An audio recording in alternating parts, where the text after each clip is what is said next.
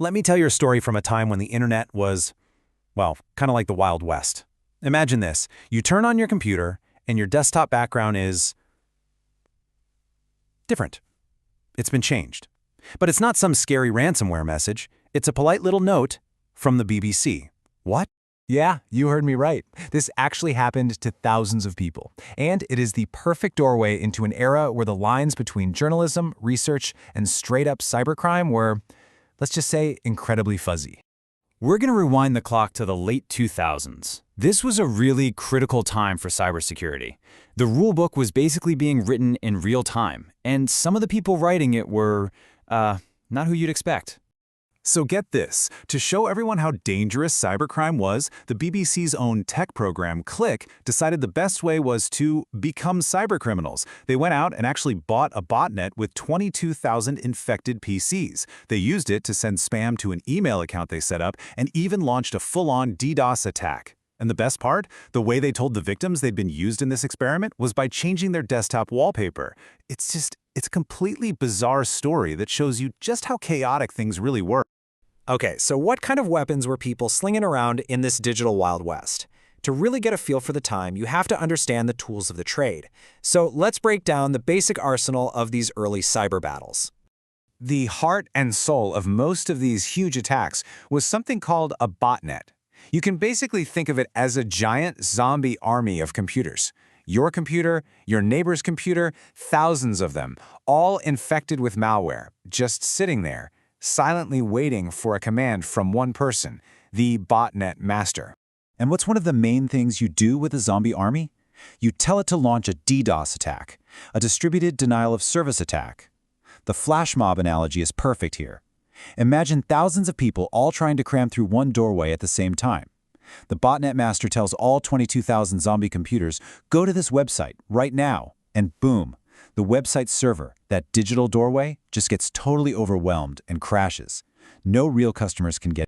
And we're not talking about small disruptions here. The scale of these things was just massive. By 2009, reports showed that DDoS attacks were pushing past 40 gigabits per second. Now, to put that in perspective, that's not just enough to take down one website, that's enough firepower to cripple the entire network of an internet service provider. But hey, it wasn't all just brute force. The entire digital world was like a minefield of vulnerabilities. Little flaws in the software we used every single day, Adobe Reader, Flash, Java, were being exploited left and right. And the irony, researchers found hundreds of flaws in antivirus software itself. You couldn't even trust a brand new computer. Asus famously shipped a bunch of PCs that were already infected with malware, fresh from the factory. Why? Now, it's all this technical stuff going on. You know what was often the easiest way for an attacker to get in? They didn't have to hack the code, they just had to hack the person. This is where we pivot from the software to the human brain. And there is no better case study for this than one of the biggest hacks of the time. We're talking 2008, smack in the middle of the US presidential election. The target? Vice presidential candidate Sarah Palin's personal Yahoo email. And the weapon used wasn't some complex piece of malware. I mean, listen to this. This is from the hacker themselves. They said it took them about 45 minutes using just Wikipedia and Google to find what they needed. The whole hack was based on just clicking "forgot my password." And this case just blew the lid off a huge, fundamental problem. Palin's security question was something like, where did you meet your spouse? For a public figure, that's public information. A good security question has to be something only you would ever know. This whole thing really put that vulnerability on the map. And if you think that's bad, oh, it gets so much worse. After a huge data breach at a website called rockyou.com, someone analyzed 32 million passwords. And the most popular one, by a landslide? It wasn't password, it wasn't a birthday, it was 123456. Yep, the human element, folks. It was, and still is, a huge, huge problem. So, we've seen these tools, the botnets, the social engineering, used for general chaos and crime. But what happens when you start pointing them at political targets? Well, that's when you get the rise of what we now call hacktivism. Take this incident from January 2010. People in China tried to visit Baidu, which is basically their version of Google. But instead of the search page, they were redirected to a page with a political message from a group that called itself the Iranian Cyber Army. And the crazy thing is, they didn't even hack Baidu's servers. They tricked the domain registrar into redirecting all the traffic. It was a social engineering hack that took China's biggest website offline. Well, the response was swift, and it was fierce.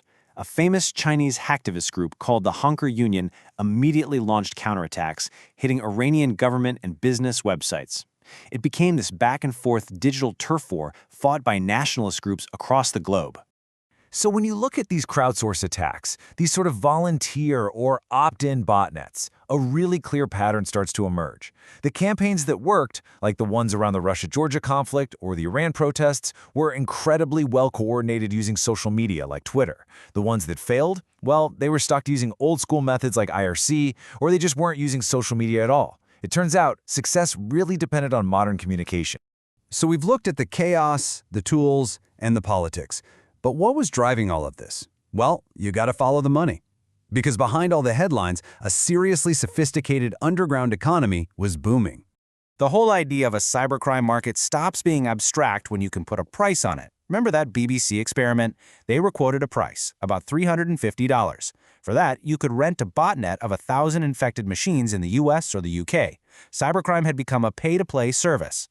And it was a whole ecosystem. You had botnets for hire, making attacks available to pretty much anyone. You had internet service providers who would basically look the other way, creating safe havens for criminals. You had a handful of domain registrars that were responsible for the vast majority of shady websites. And criminals were even starting to use legitimate cloud services like Amazon S3 to hide their operations. So, when you put all these pieces together, what's the big takeaway? The social engineering, the crime-as-a-service business model, the political hacks, the exploiting of everyday software, this period wasn't just a bunch of random events. It literally built the blueprint for the digital threats we're all still dealing with today. Look, the tools today are obviously way more advanced. The malware is smarter, the botnets are bigger, and the stakes are so much higher. But when you look back at this digital Wild West, you really have to ask yourself, has the fundamental fight between the attackers, the defenders, and us, the often vulnerable humans in the middle, has it really changed all that much?